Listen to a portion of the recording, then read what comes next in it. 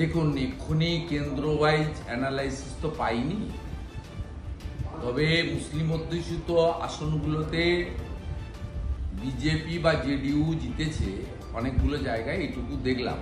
কারণ সীমাঞ্চল এলাকাতে মুসলিম বেশি, যেটা পশ্চিমবঙ্গের বর্ডার, কাটিহার, পূর্ণিয়া, কিষানগঞ্জ, আরারিয়া, এই জোনটাতেই বেশিরভাগ মুসলিম অধ্যুষিত এলাকা। এখানে হয়তো কিছু জন দিয়েছে, বিহারের নেতারা ভালো বলতে পারবেন, আমি বলতে পারবো না।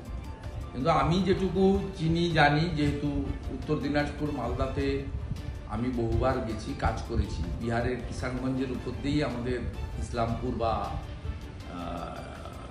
শিলিগুড়ি যেতে হয় বাই রোড যেতে গেলে। তা ওখানে কানকি টানকি এসব জায়গাতে আমার উঠা বসা যাতায়াত আছে। তাছাড়াও 70-80 লক্ষ বিহারে থাকা মানুষের আত্মীয় স্বজন এখানে আছে। এরা আগে থেকেই বলছিল যে ওখানে ল্যান্ডস্লাইড ভিক্টরি হবে, 160, 70, 80 হয়ে যাবে। 160-এর উপরে সবাই, অমিত শাহজি নিজেও বলেছেন। এ তো যা রেজাল্ট আসছে, এ তো ঝড়টর নয়, সুনামি। এবং 3/4 মেজরিটিতে জিতেছে। এবারে সামাজিক বিন্যাস বা এইসব মুসলিম ভোট পাওয়া গেছে কিনা আমি বলবো না, আমার কাছে ডাটা নেই। কিন্তু রাষ্ট্রবাদীদের ভোটের পোলারাইজেশন হয়েছে, সে রাষ্ট্রবাদীদের মধ্যেও যারা বন্দে মাতরম বলেন, ভারত মাতা কি জয় বলেন, এমন মুসলিম থাকতে পারে। সবাই তো আর বন্দে মাতরমে আপত্তি করেন না। আর বন্দে মাতরমে যাদের আপত্তি আছে, ভারত মাতা কি জয় বলতে যারা আপত্তি আছে, আমার এই পিকচার দেখে মনে হয়েছে তারা এমআইএম এর উপর আস্থা রেখেছে। সেই কারণে কংগ্রেসের থেকেও এমআইএম একটি ছোট পার্টি, তারা কিন্তু ওখানে এখনো অব্দি বেটার পারফরমেন্স করছেন। 3টে আসনে যেখানে কংগ্রেস জিতেছে বা এগিয়ে আছে, সেক্ষেত্রে এমআইএম 5টা আসনে এগিয়ে আছে বা জিতেছে। আর বন্দে মাতরম, ভারত মাতা কি জয় যারা বলেন, আমি তাদের রাষ্ট্রবাদী বলে মনে করি। তারা হয়তো ভোট দিয়ে থাকেন, কেস টু কেস দেখতে হবে।